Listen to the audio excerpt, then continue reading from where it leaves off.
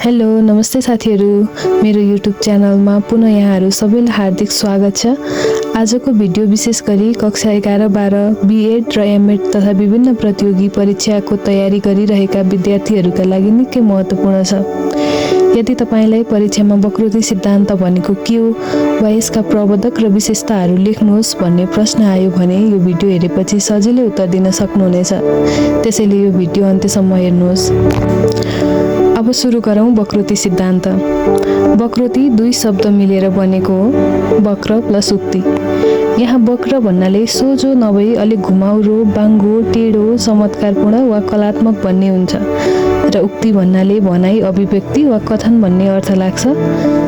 अभिधात्मक रूपमा वक्रोतीको शब्द अर्थ टेढो वा घुमाउरो भनिए तापनि शास्त्रीय दृष्टिमा यसको तात्पर्य परिहासपूर्ण कथन, सभ्यजनको चातुर्यपूर्ण भनाइ भन्ने बुझिन्छ। अझ लोक व्यवहारमा प्रचलित कथन भन्दा भिन्न किसिमको कवि प्रतिभाजन्य विशिष्ट कथनलाई वक्रोती भनिन्छ।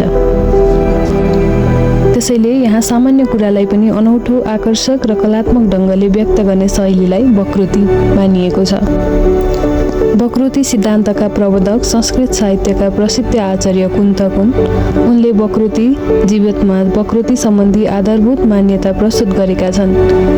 त्यस मान्यतामा रस, ध्वनि, अलङ्कार, रीतिवाद आदिलाई वक्रोतीमै अन्तर्भाव गराउन सकिने भन्दै उनले काव्यको जीवन वा आत्मालाई वक्रोती मानेका छन्। यस सिद्धान्त अनुसार काव्यको प्राण वा आत्मा भनेको वक्रोती नै हो। सामान्य शब्दमा भन्नुपर्दा कुनै कवि वा लेखकको वास्तविक प्रतिभा उसले के भन्यो भन्दा पनि उसले कसरी भन्यो भन्ने कुरामा निर्भर हुन्छ।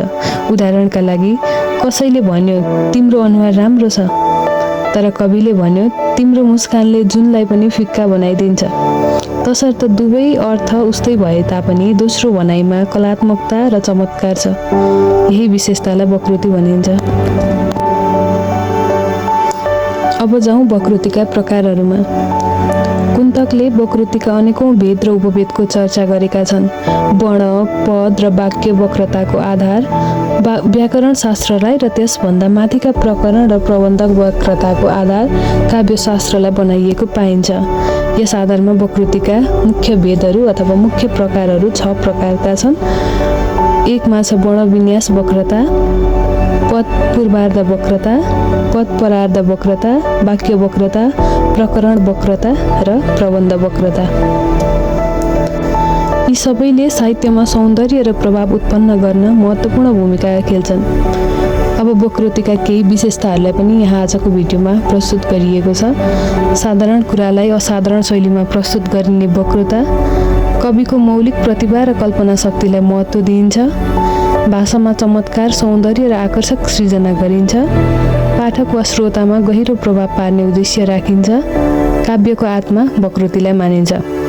यसरी भन्नुपर्दा सामान्य कुरालाई कलात्मक, चमत्कारपूर्ण र वैचित्र्यपूर्ण ढङ्गले अभिव्यक्त गर्नु नै वक्रोती सिद्धान्तको मुख्य आधार हो।